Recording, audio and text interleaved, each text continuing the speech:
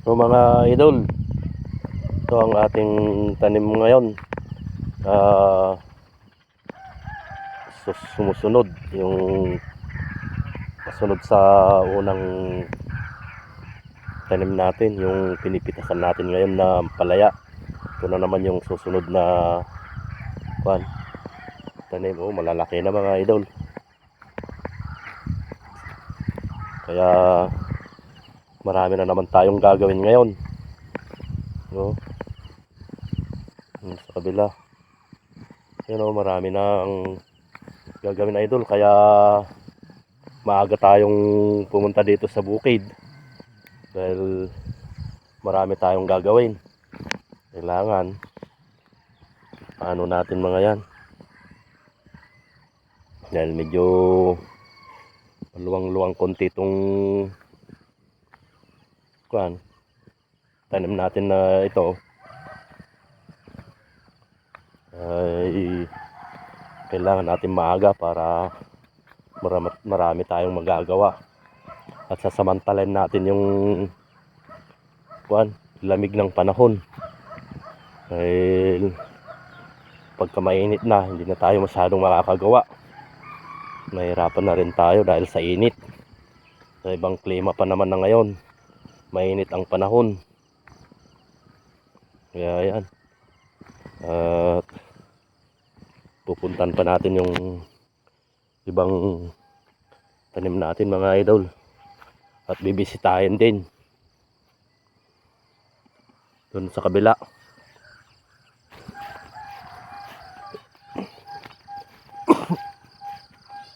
So,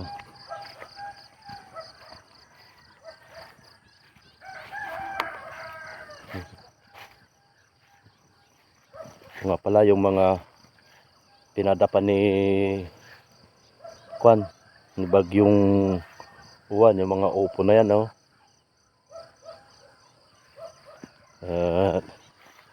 nasira. Pero namumunga pa rin naman. Kaso hindi na maganda. Hindi na pang display sa mga palengke. Kaya yan na lang papabayaan na lang dyan.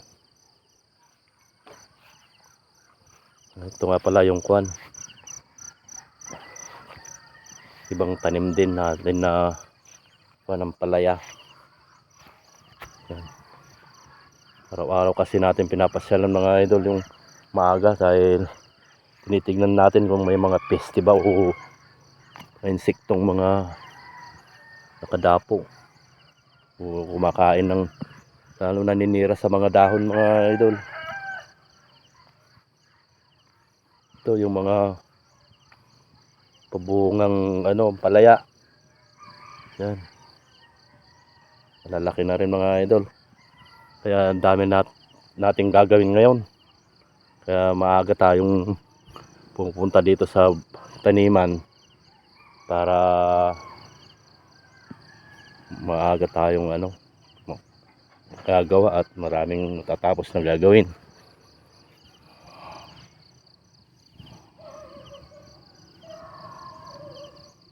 Iba pagka tubo nito.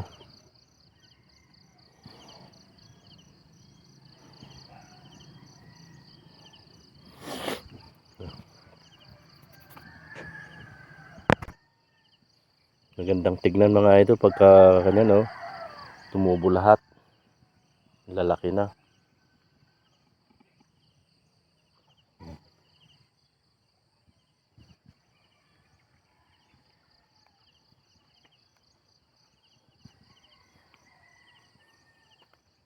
Ito lang mga gagawin mga idol.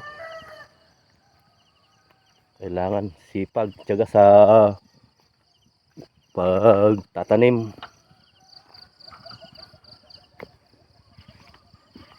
Kailangan kasi natin dahil dito tayo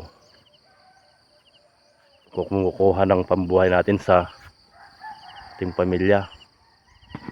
Yan naman yung mga patula. Marami na rin bunga. Hindi lang masyadong halata dito sa video ko dahil medyo dyan bandang taas kasi yan sari-saring tanim mga idol ang kan. Ito ang area namin na tinatamnan.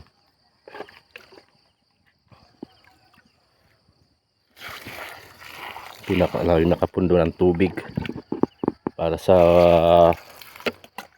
kailangan ng magi-spray, meron siyang tubig.